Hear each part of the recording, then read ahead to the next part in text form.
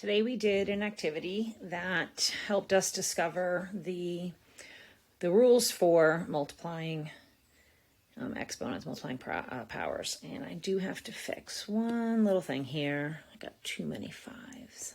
Let's just get rid of that. Okay, so what I want you to do is take a look at the first two examples right up here. All right, so we have 5 to the second power times 5 to the third power, and expanded is what's in the middle column, and then the final power is 5 to the fifth power. And then we have the quantity of -3 squared times the quantity of -3 to the fourth power, and expanded is right in the center, and your final answer as a power is the quantity of -3 to the sixth power. So what do you think is going on? How are we getting from here to here, looking at what's happening in the center as an example? So you can pause this while you take a look at it, and we're just going to keep going. So what we have here is 5 squared, which is represented by that group, and then 5 to the third power is represented by that group. And if you notice, we kept the base there, and there's 1, 2, 3, 4, 5. There's your exponent, 5 of them. And down at the bottom, we have -3 quantity squared, which is represented by these two. And then we have -3 quantity fourth. We have those, which gives you -3 to the sixth power, because you have 1, 2, 3, 4, 5, 6 groups of -3. So if you have 8 to the fourth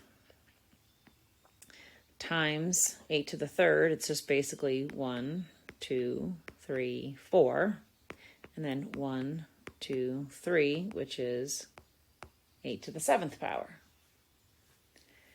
If you have 7 to the fourth, it's 1, 2, 3, 4, times 7 to the fourth, 1, 2, 3, 4, and 7 to the first is 7. We have 4, 8, 7 to the ninth power. So let's see if we can skip that middle step. We have quantity of -4 to the third, so we know that our base is -4. And then let's take a look. We have a 3 and a 6. If we just add that, your exponent is 9. X cubed times x to the seventh is simply x to the 10th. And now down here, so we have 5x to the fourth y squared times 3x to the sixth y to the ninth. So one of the things that we did talk about was the 5 and the 3. The 5 and the 3 do not have any exponents on them that you can see. It's just a 1, and they're just coefficients. So you're just going to multiply those together. So 5 times 3 is 15.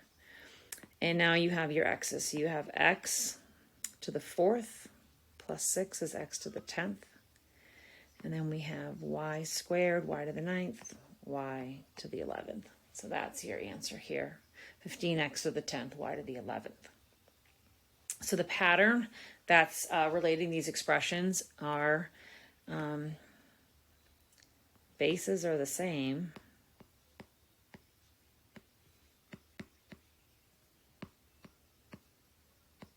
You will add the exponents when multiplying powers. So when we multiply our powers, we are going to add those exponents. So down here we have 9x squared y times 8x to the 0 y to the fifth. We have 9 times 8, we have 72. So we have x squared times x to the 0 power. If you remember, x to the 0 power is simply 1. So it's going to be 72x squared. This y, don't forget there's a 1 there. Y to the sixth. That's your answer here. Now, this is what we do when we are dividing our powers. So we have 5 to the third divided by 5 squared, and the quantity of -3 to the eighth divided by the quantity of -3 to the third. Bases are the same. So if you notice up here, we expanded the 5 to the third. It's 5 times 5 times 5. Expanded 5 squared, which is 5 times 5. And we just simplified. You got 5 divided by 5 is 1. 5 divided by 5 is 1. So you're just left with 5. Expanding out -3, we wrote it out 8 times. And dividing it by -8 to the third. And simplifying, I just grabbed the 3 center ones because they were closer, and we're left with 1, 2, 3, 4, 5. -3 to the 5th power, the quantity of -3. So let's take a look at 8 to the 4th divided by 8 to the 3rd. Keep that base. Subtract those exponents. 4 minus 3 is 1, or just 8. Quantity, -4. 13 minus 10 is 3. X to the 7th over divided by x. Remember, that's got a 1 there. Don't ignore it. It's going to be x to the 6th.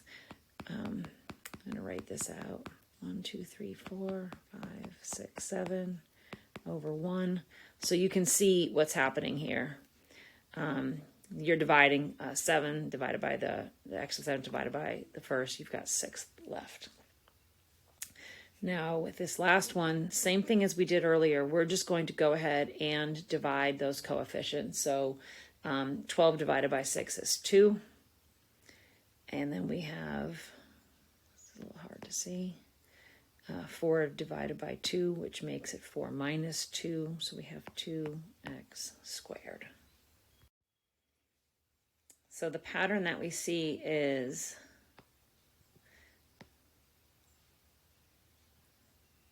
when dividing powers,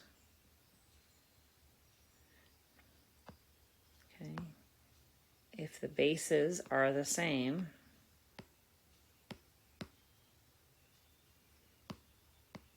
subtract